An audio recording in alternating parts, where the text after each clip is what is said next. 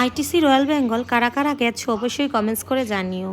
আমি এই প্রথমবার গেছি, আর গিয়ে তো আমি দেখে আমার এত ভালো লেগেছে যে কি বলবো। আবারও আমার যাওয়ার খুবই ইচ্ছা। বাইরেটা যেরকম সুন্দর তার থেকেও বেশি সুন্দর ভিতরেরটা, যেই রকম সব কিছু পারফেক্ট সাজানো, মানে এরকম খুবই কম জায়গায় গেছি যে সাজানো আছে।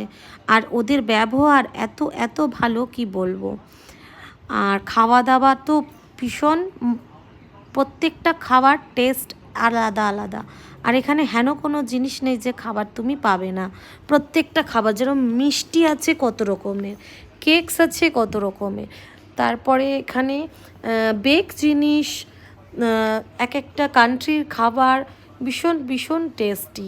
জানি না, আমরা তো প্রত্যেকটা খেতে পারিনি, কেননা প্রত্যেকটা খাওয়া সম্ভব না, কারণ এত ওখানে আইটেম আছে যে প্রত্যেকটা খেয়ে আমি কি কেউই উঠতে পারবে না। আর মিষ্টি তো আমি খাই না, তাও আমি মিষ্টি খেয়ে দেখেছি, একদম অন্য রকম মিষ্টির এক একটা টেস্ট এক এক ধরনের। যেরকম ওখানে আছে গাজরের হালুয়া, ক্ষীর, ক্ষীরের সন্দেশটা এত টেস্ট কি বলবো, না খেলে হয়তো বিশ্বাসই করবে না। যাদের যাওয়ার ইচ্ছা আমি বলবো একবার ঘুরে আসো। আর রাত্রির বেলা তো আইটিসি রয়্যাল বেঙ্গলটা একদম কলকাতার বুকে যেন জলজল করে ওঠে। কেউ যদি দেখে থাকো তাহলে কিন্তু আমার সঙ্গে সে একমতই হবে। আমার এইরকম যখনই আমি যেতাম ব্রিজের ওপর দিকে, দূর থেকে যে আলোটা আসতো না, এত সুন্দর লাগতো, এত সুন্দর লাগতো, খালি বলতাম কবে যাব কবে যাব কবে যাব। আর এত সুন্দর পুরো বিল্ডিংটার আইটিসির এত সুন্দরভাবে জ্বলতো না, চোখে এত লাগতো, তা আশা আমার পূর্ণ হয়েছে।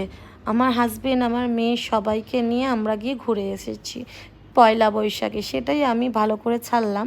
তোমরা পারলে যদি যাওয়ার কারোর ইচ্ছা থাকে, আমি বলবো বেস্ট হোটেল। তোমরা গিয়ে ভালো করে শান্তি করে ফটোও তুলতে পারবে, ভিডিও তুলতে পারবে, আর খেতেও পারবে। আর বাচ্চা নিয়ে, ফ্যামিলি নিয়ে ওখানে পুরো পুরো আনন্দ করে আসবে, এইটা আমি বলতে পারবো।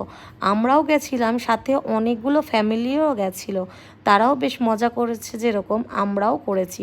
আর ফটো তুলেছি, আমি তো ঘুমিয়েই পড়েছিলাম সোফায় বসে। আর ওদের ব্যবহারও খুব ভালো। আর যদি আমার এই ভিডিওটা তোমাদের ভালো লাগে তাহলে শেয়ার আর লাইক করতে ভুলো না যেন।